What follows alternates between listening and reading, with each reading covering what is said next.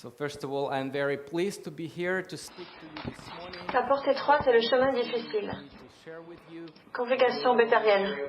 D'abord, je suis très contente de parler aujourd'hui et de partager avec vous ce que le Seigneur a mis sur mon cœur.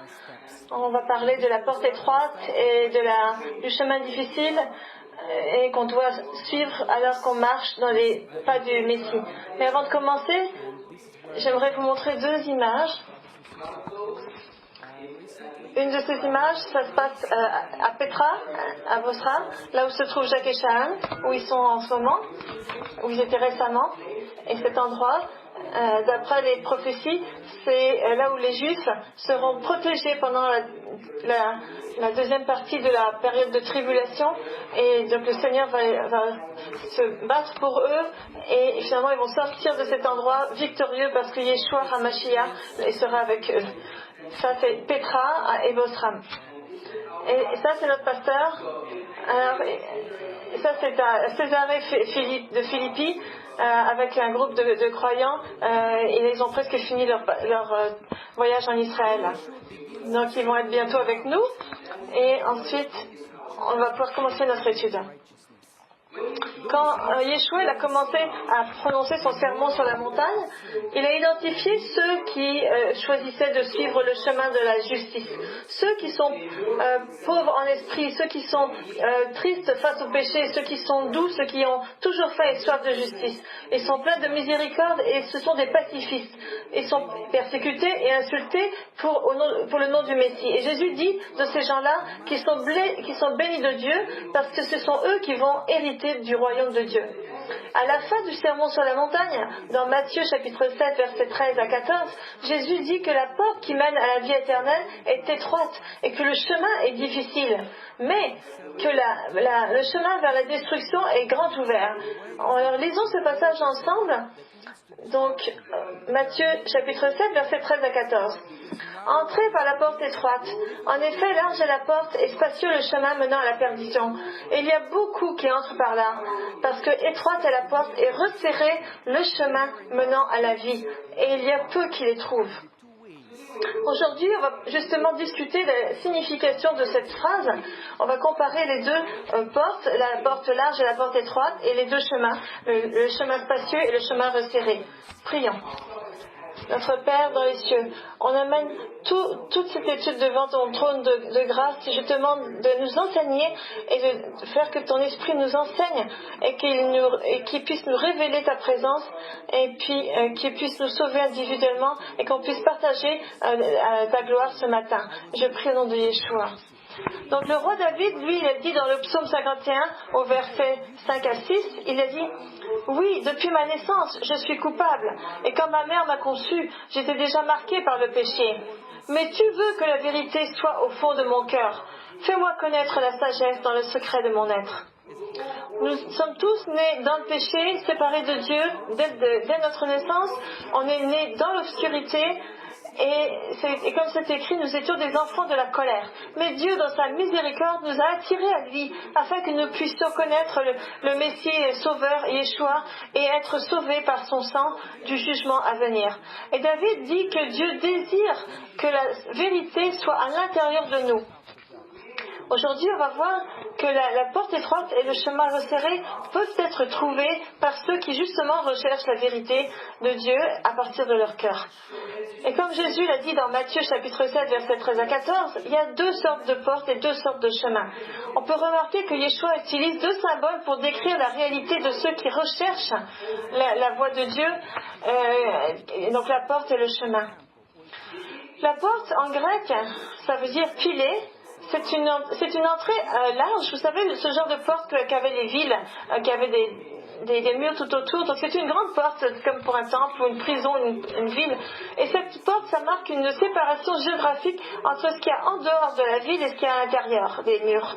Et donc quand on traverse cette porte, ça veut dire qu'au niveau spirituel, c'est qu'on prend une décision irréversible de mettre toute notre conscience dans Jésus lorsque nous sommes attirés à lui par le Père. Et ça marque vraiment notre nouvelle naissance dans l'esprit, notre passage du royaume de l'obscurité au royaume de la lumière. D'un autre côté, entrer par la porte la plus large signifie passer d'un endroit qui appartient au royaume de l'obscurité à un autre endroit qui appartient à ce même royaume. Maintenant, si on parle de la voie, en grec c'est rhodos, eh bien on a toutes sortes de choix qui se présentent à nous et toutes sortes de croyances et d'idées. Alors qu'on traverse une porte en quelques secondes, on doit marcher sur un chemin quand même pendant un certain temps, pendant toute notre vie finalement. Comment est-ce qu'on peut prendre la décision de marcher avec cohérence sur la bonne voie, sur cette voie ancienne que les prophètes ont empruntée et sur laquelle notre Sauveur a laissé ses empreintes? Allons d'abord parler de la porte large et du chemin spacieux. La porte large, en grec, c'est platus pilé. Je ne suis pas sûre de ma prononciation. Platus pilé, mais ça veut dire le chemin, la porte large. Et donc, ça vient de deux mots qui sont platus et urukoros, qui se trouvent dans le Nouveau Testament. Et ça veut dire, ça fait référence à toutes les mauvaises portes et tous les mauvais chemins qui, justement, ne mènent pas à la vie éternelle. Dans le contexte à l'époque du 1er siècle, la porte très large à laquelle Jésus faisait référence, ça parlait justement de la voie du judaïsme phariséen de son époque, et c'est la voie aussi de la chair. Et dans ce chemin spacieux, ça rassemble beaucoup d'autres chemins spacieux, donc c'est très large. Mais regardons certaines statistiques ensemble qui datent c'est de Wikipédia 2014. Ça se trouve sur Internet. Donc le catholicisme compte à peu près 1 milliard de personnes. Le protestantisme, y compris les évangéliques, 920 millions. L'Église orthodoxe, 270 millions d'adeptes, et l'orthodoxie orientale, 80 millions. Et puis, et donc les juifs messianiques, c'est seulement 350 000. On sait une chose, c'est que même à l'intérieur du judaïsme messianique, il y a plein de gens qui renient le chemin resserré et la porte étroite. Combien de personnes, finalement, au milieu de tout ça, suivent Jésus et la voie de Jésus? Et combien de personnes rentrent par cette porte étroite? C'est la question qu'on peut se poser. Nous ne savons pas, c'est Dieu qui sait. Donc, ce qui est important pour nous, c'est de nous demander, est-ce que nous marchons sur la bonne voie, sur la voie de Jésus? Il y a les caractéristiques communes à tous ces chemins larges et spacieux, c'est qu'ils enseignent que le salut s'obtient par les œuvres ou par la foi plus les œuvres. Mais le vrai chemin, ça dit que le salut, c'est seulement par la foi dans Jésus, qui est mort pour nos péchés et qui s'est élevé des morts. Maintenant, j'aimerais que nous regardions qu'est-ce qu'on peut déduire de cette idée des deux portes et des deux chemins. Je vais vous montrer un petit graphique. On va regarder ensemble. Vous voyez, le chemin commence ici, avant qu'on arrive à la porte étroite. Donc, ce chemin resserré, difficile de la justice, on marche dessus même avant qu'on connaisse le Messie, parce que le Père nous a attirés vers lui. Et personne ne peut venir jusqu'à cette porte resserrée qui a été donnée par le Père sans marcher sur ce chemin resserré. Donc même un homme aveugle qui marchait à un moment donné, Jésus lui a ouvert les yeux, vous vous rappelez, dans Jean chapitre 9, c'est un peu la même chose. On écoute la voix de Dieu et à un moment donné, il va ouvrir nos yeux. Comment est-ce qu'on se retrouve sur ce chemin resserré? C'est un miracle, c'est Dieu qui sait. Il y a différentes façons, vous voyez, différents chemins. Il y a un chemin qui mène de ce côté-là et un autre qui mène là-bas. Et un autre qui commence dans le chemin difficile et qui ensuite est dévié. Et ça va dans la destruction. Donc vous voyez, j'aimerais qu'on lise le chapitre de Jean 6, versets 51 à 53, à partir du verset 51, Jean 6. Regardez ce que dit le Messie à ses disciples qui le suivaient, et aussi à ceux qui sont en train de l'écouter, et parmi lesquels il y avait des pharisiens. Et donc, ils avaient toute une conversation. Donc je vais lire le chapitre 6 de Jean, verset 51. Je suis le pain vivant descendu du ciel. Si quelqu'un mange de ce pain, il vivra éternellement. Et le pain que je donnerai, c'est mon corps, que je donnerai pour la vie du monde. Là-dessus, les Juifs se mirent à discuter vivement entre eux, disant « Comment peut-il nous donner son corps à manger ?» Et Jésus leur dit « en vérité, je vous le dis, si vous ne mangez pas le corps du Fils de l'homme, et si vous ne buvez pas son sang, vous n'avez pas la vie en vous-même. » C'est sûr que ces paroles sont très difficiles à comprendre, pas seulement pour les pharisiens, mais aussi pour les disciples de Jésus. Et regardez, si on continue un petit peu au verset 60, ça dit « Après l'avoir entendu, beaucoup de ses disciples dire « Cette parole est dure, qui peut l'écouter ?» Jésus savait en lui-même que ses disciples murmuraient à ce sujet. Et il leur dit « Cela vous scandalise ? Si vous voyez le Fils de l'homme monter là où il était auparavant, c'est l'esprit qui fait vivre. L'homme n'arrive à rien. Les paroles que je vous dis sont esprit et vie. Mais il y en a parmi vous quelques-uns qui ne croient pas. » En effet, Jésus savait dès le début qui étaient ceux qui ne croyaient pas et qui était celui qui les trahirait.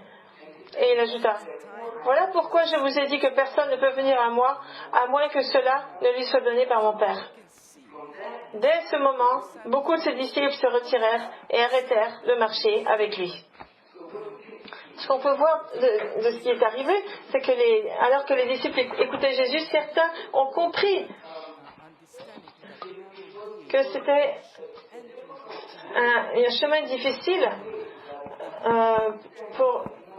pour arriver jusqu'à cette porte étroite et pour pouvoir entrer dans le royaume. Et certains sont partis. Ils n'avaient pas une foi authentique dès le début. Donc ils suivaient Jésus pendant un certain temps et après ils ont divergé et sont laissés. Et ça peut arriver. On peut faire l'expérience de ça, des gens qui marchent avec nous et à un moment donné ils partent. Et ils renient le Messie et ils s'en vont.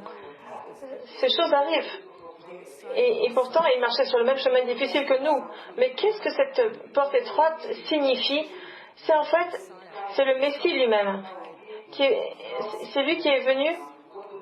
Et quand on entre en relation avec le Messie, on comprend qu'il est mort sur la croix pour nous.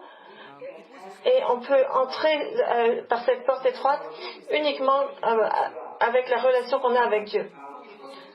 C'était vraiment étonnant pour les Juifs d'entendre ce genre de phrase. Imaginez-vous si un rabbin respecté vous dit que ça ne suffit pas de suivre l'enseignement ou son exemple de vie, il faut en plus le prendre à l'intérieur de vous et l'avoir à l'intérieur de votre corps. Ça fait curieux quand même. Et qui va continuer à vous enseigner à partir de l'intérieur de votre corps. Ça, c'était vraiment trop à entendre pour certains. Alors ils sont partis et ils ont arrêté de marcher avec Jésus. Maintenant, retournons à cette image. On voit que c'est toujours là, on voit que qu'est-ce qui se passe avec quand on passe à travers la porte étroite, on commence une nouvelle vie dans l'esprit et on commence à avancer avec le Seigneur. Et comme vous voyez aussi, il y a différents chemins ici. Il y a le chemin difficile, le chemin de la justice, et là vous avez aussi le chemin qui va à droite, qui est un genre et qui fait référence au légalisme, quand on ajoute des choses à la parole de Dieu qui n'existent pas, et on dit aux autres de faire ça, donc on met des contraintes, et ça c'est quand on s'éloigne de la foi. Et rappelez-vous quand Paul parlait aux Galates, il leur disait vous tombez vous n'avez plus de grâce, et il commençait à marcher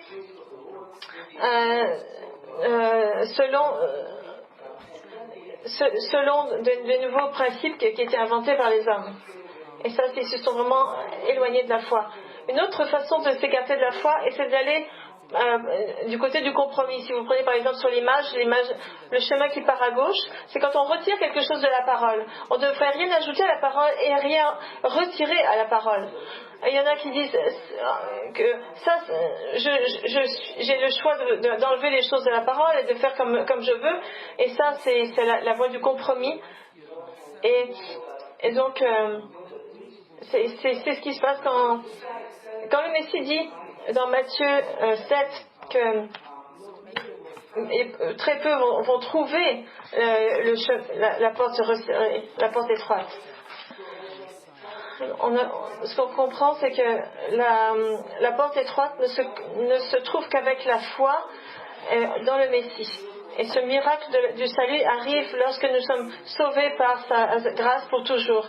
Et là, on commence à faire l'expérience d'une nouvelle vie avec le Messie. Et là, on rencontre parfois des situations difficiles et on décide, est-ce qu'on va se soumettre à Dieu et à marcher dans l'Esprit de Dieu, ou bien on va aller selon notre volonté et rester en disant que c'est nous les maîtres de notre vie. Donc ça, c'est un peu une bataille entre l'esprit et la chair, comme nous le comprenons. On veut être sous le contrôle de l'esprit afin de pouvoir justement produire des fruits pour la gloire de Dieu. Maintenant, j'aimerais vous mentionner un certain nombre de versets du Tanakh et trouver justement une mention justement de la porte dans le Tanakh. On va ouvrir Genèse, chapitre 28, versets 12 à 13. Vous savez, lorsque Jacob il a rencontré l'Éternel, il a fait un rêve, il a parlé avec l'Éternel, il l'a vu dans une vision. Donc prenons les versets 12 à 13 de Genèse 28. Il fit un rêve et une échelle était appuyée sur la terre et son sommet touchait le ciel. Des anges de Dieu montaient et descendaient par cette échelle. L'Éternel se tenait au-dessus d'elle et dit : Je suis l'Éternel, le Dieu de ton grand-père Abraham et le Dieu d'Isaac. La terre sur laquelle tu es couché, je te la donnerai, à toi et à ta descendance. Il eut peur et il dit : Que cet endroit est redoutable. C'est ici que se trouve la maison de Dieu. C'est ici que se trouve la porte du ciel. Donc Jacob avait cette vision. Il avait compris que à ce moment-là, Dieu lui parlait et il y avait comme une ouverture à partir de laquelle il a pu voir les choses de Dieu.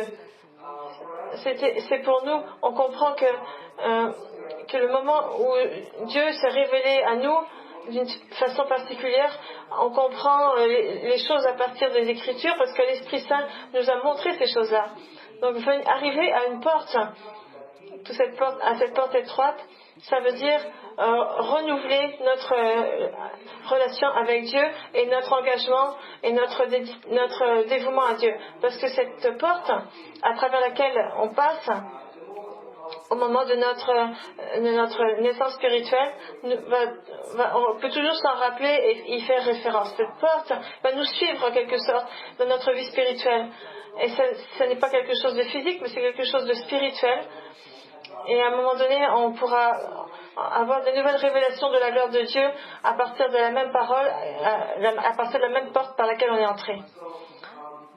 Donc Jésus fait référence à lui-même lorsqu'il parle à Nathanaël dans Jean chapitre 1 verset 51, lorsqu'il dit désormais le ciel ouvert et les anges de Dieu, en vérité, je vous le dis, vous verrez désormais le ciel ouvert et les anges de Dieu monter et descendre au-dessus du Fils de l'homme. Vous voyez?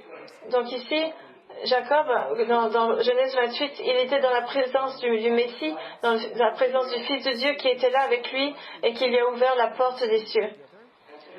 Un autre passage, une autre référence à la porte qu'on trouve dans le Tanakh, c'est dans le psaume 118 au verset 19 à 22. Regardez ce que ça dit. C'est un psaume messianique, ça a une signification messianique. C'est aussi connu pour être le psaume qui appartient au Hallel, qui était chanté par les Juifs. Un psaume très important, très, très connu dans le judaïsme. Donc on va lire à partir du verset 19. « Ouvrez-moi les portes de la justice. J'entrerai et je louerai l'Éternel. Voici la porte de l'Éternel. C'est par elle que les justes entrent. Je te loue parce que tu m'as répondu, parce que tu m'as sauvé. La pierre qu'ont rejetée ceux qui construisaient est devenue la pierre angulaire. » Vous voyez, on connaît ce verset tellement bien qui est cité dans le Nouveau Testament. Et on voit ici que c'est vraiment la porte du Seigneur à laquelle on fait référence dans ce psaume. Ça parle du salut. Et c'est vraiment un psaume important parce que c'est un psaume prophétique. C'est ce que les Juifs vont dire un jour lorsqu'ils vont reconnaître Yeshua en tant que leur Messie, leur Sauveur. Et je suis toujours touchée de voir à quel point les Écritures présentent ce moment final du rassemblement des Juifs en Israël, ce moment où ils vont justement avoir leur salut, lorsque ce restant d'Israël, à la fin de la période de tribulation, vont venir reconnaître le Messie, Yeshua, et comprendre que c'est vraiment pour leur péché qu'il est mort, et c'est vraiment lui le Sauveur, et c'est vraiment lui le Messie. Et un jour, ce sera très clair pour les Juifs d'après les Écritures. Et c'est ce qu'on voit ici dans ce psaume 118. Donc le Messie nous rend l'accès à la porte plus facile. Grâce à lui, on peut accéder à Dieu. Maintenant, j'aimerais qu'on parle un peu plus du chemin difficile, le chemin resserré, dont parle Jésus dans le Sermon sur la montagne. Il y a différentes traductions de ce mot chemin dans vos Bibles. De ce mot difficile, on voit difficile, resserré, ardu. L'idée qu'il y a derrière tout ça, c'est que le mot difficile vient un mot grec, un verbe grec, qui veut dire presser, compresser. Vous savez, quand on écrase avec les pieds les raisins pour faire du vin, c'est un peu l'idée. Et ça sonne un peu comme ça. C'est tetliveni chodos en grec. Et le verbe T-H-L-I-B-O, tlibo, ça signifie compresser. Je vais vous donner un certain nombre de versets dans lesquels on voit ce mot justement utilisé. Par exemple, dans 2 Corinthiens chapitre 7, verset 5, lorsque Paul parle de lui-même lors d'une de ses missions, il dit « Depuis notre arrivée en Macédoine, en effet, nous n'avons connu aucun repos. Nous étions au contraire pressés de toutes parts. Lutte au dehors, crainte au dedans. » Donc Paul décrit une de ces missions où ils étaient absolument persécutés et pressés de tous les côtés, et c'est le mot qu'il utilise, ce verbe-là qu'il utilise pour presser. C'est ce verbe-là qui est utilisé pour l'adjectif difficile dans le chemin difficile ou le chemin resserré.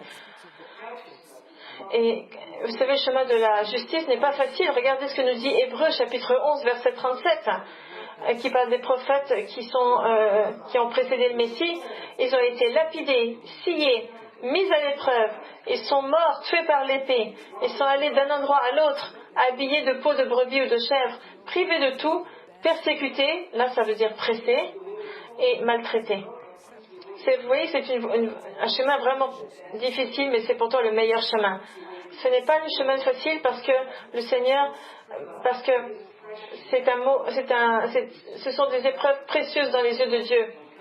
Et Dieu nous donne la force de continuer sur ce chemin et sans tourner à gauche ni à droite. Parce que ce que le Seigneur veut, c'est qu'on puisse produire des fruits pour sa gloire. Et c'est ce qu'on voit aussi dans l'exemple des prophètes. Alors, si vous prenez encore Hébreux 11, verset 39, cette fois-ci, ça dit « Tout cela, bien qu'ayant reçu un bon témoignage grâce à leur foi, n'ont pas obtenu ce qui leur était promis, car Dieu avait en vue quelque chose de meilleur pour nous. Ainsi, ils ne devaient pas parvenir sans nous à la perfection. » Ça parle des prophètes hébreux, et on comprend que pourquoi ces saints de l'Ancien Testament ont tellement souffert. Quand on marche sur ce chemin, on laisse un legs, si vous voulez, un héritage de foi, et c'est comme ça qu'ils ont vécu, ces saints-là, ces prophètes. Ils ont pas vu ce qui leur avait été promis à eux, comme pour David. Il avait tellement de luttes dans sa vie. Et quand il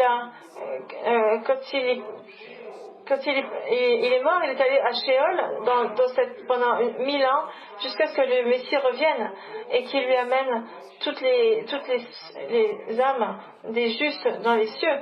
Mais il devait attendre dans le Sheol pour aussi voir ceux qui ne sont pas dans le sein d'Abraham et d'entendre leurs cris et leurs pleurs, et toutes ces choses sont là. Ils n'avaient pas reçu encore les promesses qui avaient été données, mais on voit ici à quelle façon on est béni d'avoir l'Esprit de Dieu qui habite en nous. On a ce désir dans nos cœurs d'être en droit de paix dans le millénium, d'être dans le royaume messianique. On n'est pas encore rendu là. On a encore beaucoup de choses à accomplir et à faire pour le Seigneur. On doit proclamer la parole de Dieu, proclamer l'évangile, afin que les gens puissent connaître qui est le Messie, savoir qui est le Messie et arriver à une connaissance salvatrice de Jésus. Et donc un jour on va se réjouir avec David, avec tous ces prophètes de l'Ancien Testament. Et on peut en fait on pourrait imiter ces prophètes et en marchant sur cette voie de la justice qui est un chemin resserré et difficile. Et comme Jésus, lui, il a souffert pour nous, pas pour lui-même mais pour notre bien.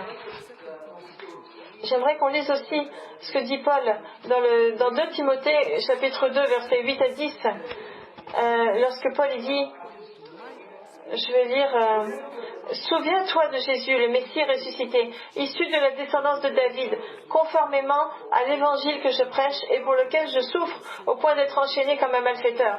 Mais la parole de Dieu n'est pas enchaînée. C'est pourquoi je supporte tout à cause de ceux qui ont été choisis, afin que eux aussi obtiennent le salut qui est en Jésus-Christ avec la gloire éternelle.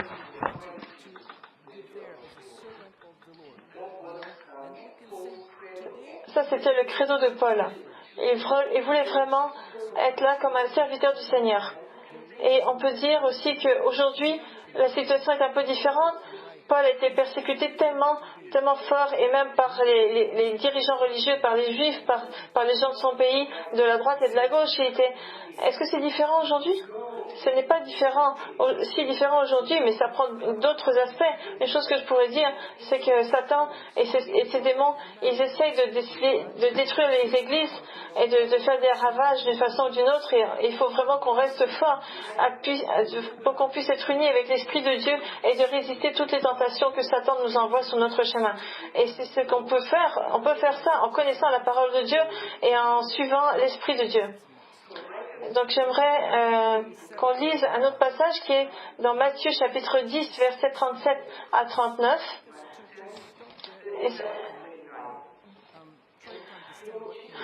Jésus parle de la croix à porter. Et j'aimerais qu'on s'arrête sur ce passage pendant un moment et qu'on essaye de comprendre ce qu'il veut nous dire. Donc Matthieu 10, versets 37 à 39. Celui qui aime son père ou sa mère plus que moi n'est pas digne de moi. Et celui qui aime son fils ou sa fille plus que moi n'est pas digne de moi. Et celui qui ne prend pas sa croix et ne me suit pas n'est pas digne de moi. Et celui qui conservera sa vie la perdra. Et celui qui perdra sa vie à cause de moi la retrouvera. Qu'est-ce que ça veut dire? Qu'est-ce que ça veut dire de prendre sa croix et d'accepter? Ça veut dire en fait d'accepter la responsabilité qui nous a été donnée par Dieu de quelque chose. Par exemple, vous pouvez prendre un exemple, c'est que il y a un enfant qui était né et puis c'était un enfant handicapé.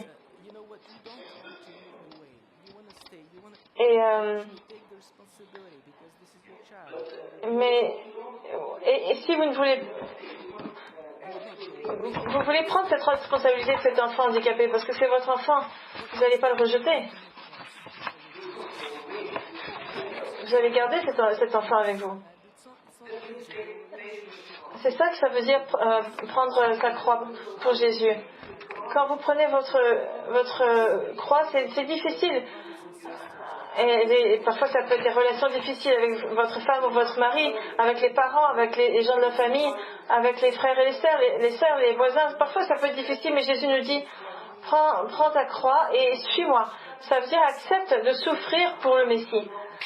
Parfois il y a des situations vraiment qui nous semblent sans issue, et qu'il faut accepter une certaine souffrance et de couvrir tous ceux autour de nous et même nos ennemis avec amour. Et c'est ça ce que ça veut dire, édifier les uns les autres dans l'amour, afin que Dieu puisse grandir dans nos vies et que nous puissions nous diminuer, que notre fierté diminue. C'est pas juste prendre la croix elle-même et d'accepter ça, c'est pas uniquement ça. Il veut aussi que nous puissions le suivre. Ça veut dire de marcher de la façon dont Dieu voudrait qu'on marche. On peut rester à la maison avec notre enfant et puis devenir amer. On peut devenir en colère. Mais Dieu nous dit non. Suive-moi. Et nous donne justement le courage et la force d'avancer. Et on a besoin de cette joie pour justement le suivre, malgré les circonstances de nos vies. Ça, c'est vraiment ce que ça veut dire de prendre la croix et de suivre le Messie et de marcher dans l'Esprit de Dieu. On pourrait lire aussi Philippiens chapitre 4, versets 11 à 13, lorsque Paul dit dans Philippiens 4, ce n'est pas à cause de mes besoins que je dis cela, car j'ai appris à être satisfait de ma situation. Je sais vivre dans la pauvreté et je sais vivre dans l'abondance. Partout et en toutes circonstances, j'ai appris à être rassasié et à avoir faim, à être dans l'abondance et à être dans le besoin. Je peux tout par celui qui me fortifie. Donc Paul avait appris à marcher dans l'esprit de façon cohérente. Et il avait réussi à trouver cette ligne médiane de la liberté spirituelle qui justement apporte cette satisfaction. La chose la plus importante ici, c'était rester connecté au Messie. Dans tout ce qu'il avait besoin, il recevait du Messie. Parfois, on voudrait avoir quelque chose de plus du monde matériel qu'on n'a pas, mais pour justement remplir un certain désir. Mais à travers son esprit, avant même qu'on puisse obtenir ça, il va vous donner la satisfaction, il va vous donner tout ce dont vous avez besoin. Mais d'abord, il faut suivre le royaume de Dieu et tout va vous être donné en plus. Maintenant, regardons un autre graphique. Et ici, on va discuter un petit peu de comment marcher sur ce chemin resserré. On appelle aussi ce chemin, on pourrait l'appeler aussi l'autoroute de la foi. Quoique ce soit une route difficile, c'est l'autoroute de la foi parce qu'on marche dans un but spirituel, pour s'approcher de Dieu. Et quand on est sur cette fameuse autoroute de la foi, on peut marcher au milieu de cette voie, qui est en fait le meilleur endroit où marcher, parce que c'est là où se trouve la volonté parfaite de Dieu. On comprend du coup ce que ça dit dans 2 Corinthiens 3,18, d'aller de gloire en gloire. Ça veut dire d'aller d'un niveau de révélation de la gloire de Dieu à un autre niveau de révélation de la gloire de Dieu. Et entre ces deux niveaux, on doit passer toujours un test de foi qui vient généralement sous forme d'épreuve. Quand on apprend à marcher au milieu du chemin resserré, eh bien, on n'est pas perturbé par les épreuves ni par le succès, parce que la foi n'est pas perturbée par les épreuves ni par les succès qu'on peut avoir. Un bon exemple, c'est Moïse. L'Écriture dit que Moïse était un homme extrêmement humble. On voit ça dans Nombre, chapitre 12, verset 3. Il était capable de rentrer dans la présence de Dieu et sans être fier, sans être autosatisfait. Il était capable de soutenir une grande opposition de la part de son propre peuple et passer à travers des épreuves et garder sa foi intacte. Et pourtant, Moïse, il a quand même péché devant Dieu dans Nombre, chapitre 20. Et seulement le Messie qui n'a pas de péché, lui savait comment marcher parfaitement au milieu de cette autoroute de la foi. Et il n'y a aucune épreuve et aucun succès qui aurait pu le faire osciller de cette position-là, puisqu'il est lui-même ce chemin resserré. Et quand on marche sur ce chemin-là, ça veut dire qu'on a une communion de plus en plus intense avec le Messie et on partage justement ses souffrances et on marche vers sa gloire. Quand on marche sur le chemin resserré, on doit éviter les illusions qui viennent de la chair et d'être prêt à affronter des épreuves qui se trouvent derrière des coins. Et quand on est écrasé par les épreuves de la vie, ne pensons pas que ça va durer toujours, parce que tout est très bien mesuré par Dieu, tout est fait sur mesure. Il ne va jamais nous laisser suffisamment longtemps dans le succès pour qu'on devienne fiers. De la même façon, il ne va pas nous laisser continuellement dans les épreuves pour que nous soyons découragés. Mais la durée de ces saisons de succès et de ces saisons de lassitude et de fatigue, c'est Dieu qui décide si ça dure longtemps ou pas et comment adapter ça d'une personne à l'autre. Maintenant, regardons ce graphique, ce tableau, et regardons comment on peut développer cette qualité de la marche spirituelle avec Dieu. Vous voyez, ici on a deux côtés. On a deux côtés de la route resserrée.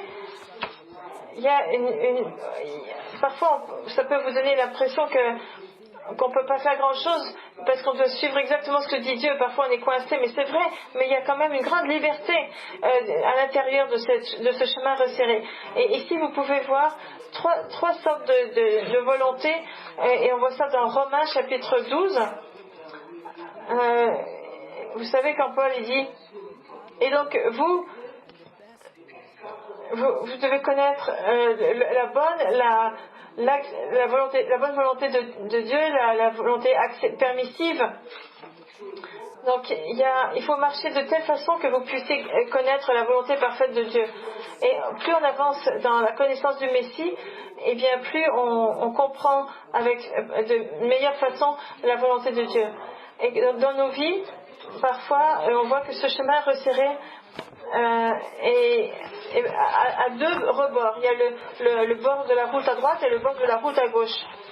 Et donc, en fait, dans la loi du Messie, il y a deux ensembles de lois. Il y a des lois qui ont des impératifs par rapport à des choses négatives par rapport à ne vole pas, ne commet pas l'adultère, ne porte pas faux témoignage.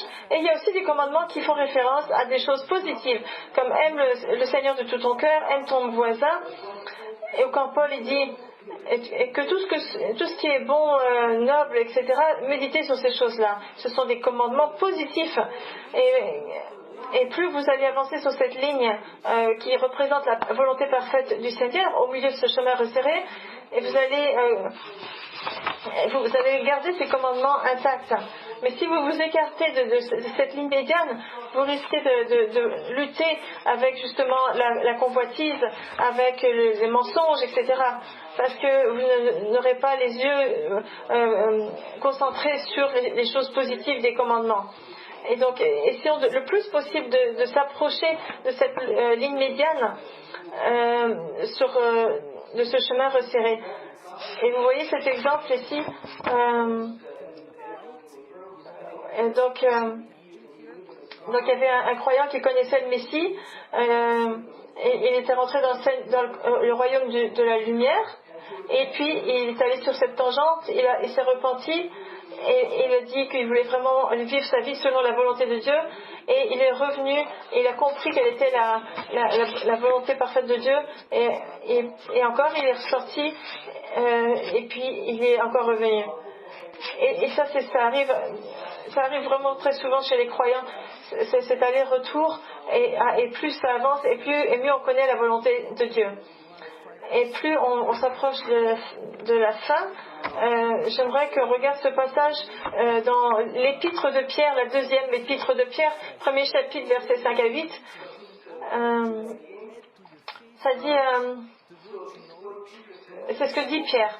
Mais pour cette raison même, faites tous vos efforts afin d'ajouter à votre foi la qualité morale, et à la qualité morale, la connaissance, et à la connaissance, la maîtrise de soi, à la maîtrise de soi, la persévérance, et à la persévérance, la piété, et à la piété, l'amitié fraternelle, et à l'amitié fraternelle, l'amour.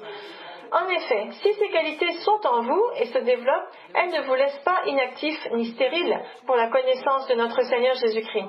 Donc c'est ce que dit Pierre ici, c'est que dans notre foi, il y a un grand potentiel spirituel qu'on doit cultiver, on doit marcher dans la foi et découvrir tous ces dons que Dieu nous a donnés. Et dans ces dons, il y a la vertu, il y a justement la connaissance de Dieu, il y a le contrôle de soi-même, la persévérance, le caractère pieux, l'amour fraternel et l'amour. Mais il y a aussi ici, on peut déduire de ce verset qu'il y a aussi des choses qui sont fausses et qui viennent de la foi, pas de la foi, de la chair, pardon, et parce que l'esprit désire une chose et la chair désire une autre chose, comme par exemple l'amour de soi, le contrôle de façon égoïste, etc., aimer certains mais pas d'autres, une connaissance basée sur les expériences. Donc vous voyez, si vous prenez ce petit tableau, d'un côté il y a la voie resserrée et de l'autre il y a la voie large. Donc la voie resserrée, il y a l'amour fraternel, le caractère de Dieu qu'on recherche, la persévérance, etc. Et puis dans la voie large, il y a comme une imitation de ça. Au lieu d'avoir l'amour, c'est l'amour de soi. Au lieu d'avoir l'amour fraternel, c'est l'amour pour certains et pas d'autres. Au lieu de rechercher le caractère de Dieu, on recherche juste ce qui nous intéresse dans le caractère de Dieu, certaines apparences, comme on voit dans 2 Timothée 3,5. En face de la persévérance dont on fait preuve en marchant sur le chemin resserré, dans le chemin large, c'est l'imitation des hommes. On essaie de faire comme les autres. Au lieu du contrôle de soi-même, c'est un contrôle uniquement dans un intérêt particulier. Au lieu de rechercher la connaissance de Dieu, c'est la connaissance basée sur l'expérience. Au lieu de rechercher la vertu, eh bien c'est une vertu incomplète. On aime bien être bon dans certaines choses, mais on se laisse aller dans d'autres. Et au lieu d'avoir la foi, on a un zèle religieux. Et donc, il faut... une des vertus qu'on doit développer, c'est l'humilité.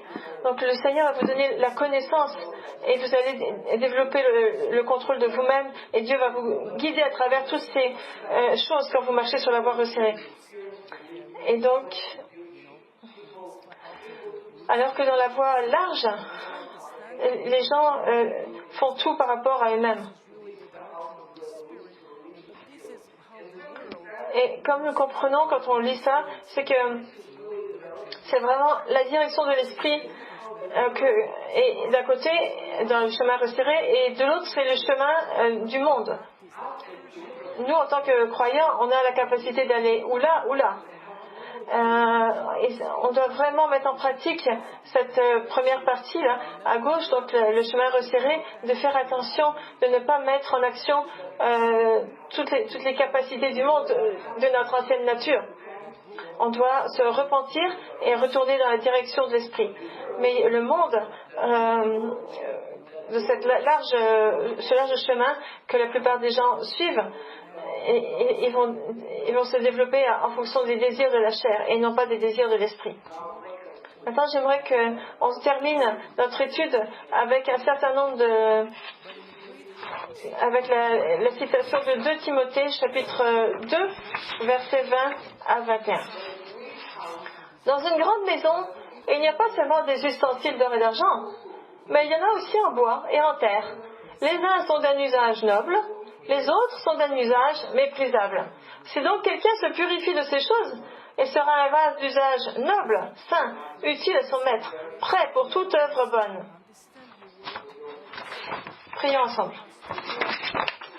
On te remercie, Seigneur, pour ta bonté, pour ta grâce et de nous permettre de comprendre ta parole par ton esprit. Aide-nous à mettre en pratique les choses qu'on a lues ensemble et qu'on a apprises à partir de toi. Aide-nous à comprendre comment marcher dans la voie spirituelle et qui est de ce chemin de la justice et comment mettre en pratique tout ce qu'on a appris.